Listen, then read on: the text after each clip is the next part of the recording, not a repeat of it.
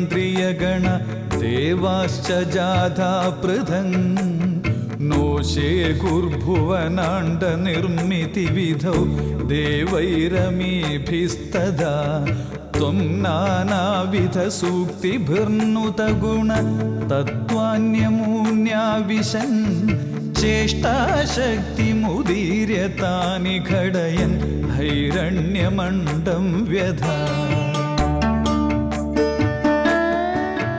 ये ते भूतगणास्तदेन्द्रियगणा देवाश्च जाता पृथङ् नो शेकुर्भुवनाण्डनिर्मितिविधौ देवैरमीभिस्तदा त्वं नानाविधसूक्तिभिर्नुतगुण तत्त्वान्यमून्याविशन् चेष्टाशक्तिमुदीर्य तानि घडयन् हैरण्यमण्डं व्यधा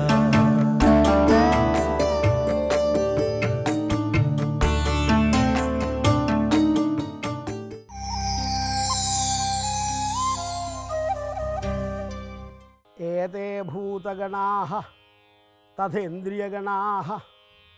ഭട്ടതിരിപ്പാട് പ്രപഞ്ചത്തിൻ്റെ ഓരോ ഘട്ടം ഘട്ടമായിട്ടുള്ള വൈപുല്യം, വികാസം അത് വർണ്ണിച്ചു കൊണ്ടിരിക്കുന്നു.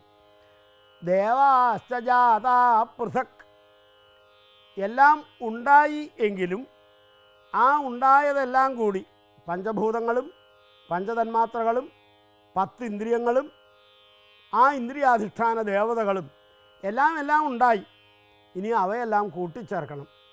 പച്ചക്കറികൾ മേടിച്ചു കൊണ്ടുവന്ന് നിരത്തി ഇനി അവയെല്ലാം കൂട്ടിച്ചേർത്ത് വിഭവങ്ങൾ, കറികൾ ഉണ്ടാക്കണം എന്ന് പറയണത് പോലെ സൃഷ്ടിയുടെ ആദ്യത്തിൽ ഭഗവാൻ ജഗദീശ്വരൻ ശ്രീനാരായണമൂർത്തി ഈ വസ്തുക്കളെയൊക്കെ തയ്യാറാക്കി വെച്ചു. പക്ഷേ ത്വം നാനാവിധ സൂക്തിഭിർനുതഗണ. ഭഗവാനെ ഇവരെല്ലാവരും സ്തുതിച്ച് പ്രാർത്ഥിക്കുന്നതുവരെ നോ ശേകുർ ഭുവനാണ്ട് നിർമ്മിത വിധവും, അവയെ കൂട്ടിച്ചേർത്ത് യോജിപ്പിക്കാൻ പറ്റാണ്ടായി. സൃഷ്ടി എന്ന പ്രക്രിയ നടക്കണമെങ്കിൽ ഇവരെല്ലാവരും കൂടിച്ചേർന്ന് പ്രവർത്തിക്കണം. അരിയുണ്ട്, വെള്ളമുണ്ട്, തീയുണ്ട്, എല്ലാമായി. പക്ഷേ അതെല്ലാം കൂടി കൂട്ടിച്ചേർക്കേണ്ട ഒരു പ്രക്രിയയുണ്ട്. അത് നടന്നില്ലെങ്കിൽ പിന്നെ ഈ കൊണ്ടുവന്ന് വെച്ച സാധനങ്ങളൊക്കെ വെറുതെയാവും. അതേപോലെ ഭഗവാൻ എല്ലാം വേണ്ട വിധത്തിൽ സൃഷ്ടിച്ചു വെച്ചു. പക്ഷേ അവയോട് യോജിക്കാൻ പറഞ്ഞു, യോജിക്കണില്ല. വെള്ളം പറയണു, ഞാൻ യോജിക്കില്ല. വായു പറയണു, ഞാൻ യോജിക്കില്ല.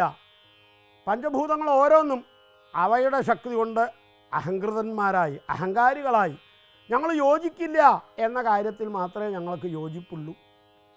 അപ്പോൾ ഭഗവാൻ ഒരു സൂത്രം എടുത്തു. അന്ന് ഭഗവാൻ എടുത്ത സൂത്രം തന്നെയാണ് ഇന്നും പ്രപഞ്ചത്തിൽ നമ്മൾ കാണുന്നത്.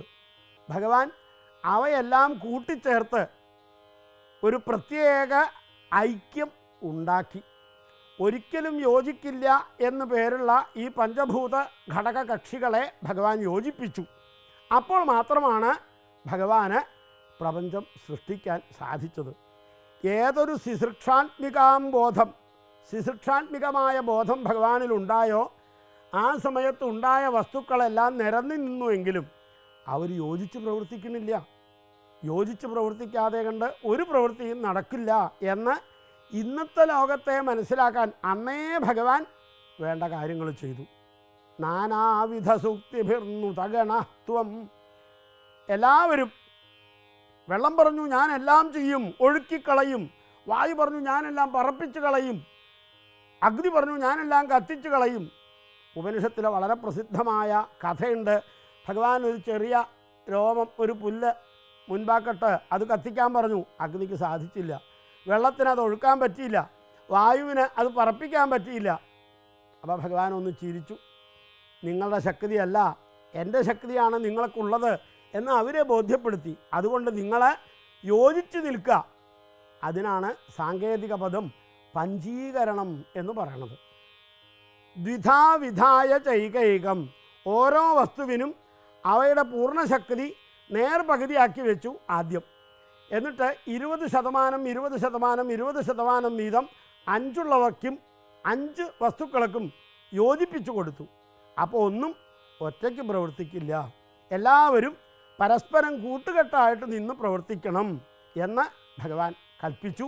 അങ്ങനെയാണ് ഇതാ പ്രപഞ്ചം അഞ്ചും അഞ്ചും അഞ്ചും അഞ്ചും അഞ്ചും പ്രപഞ്ചങ്ങൾ 5 ശക്തികളുടെ സമാഹാരം ഉണ്ടായത് പ്രപഞ്ച സൃഷ്ടി നടത്തപ്പെട്ടത്.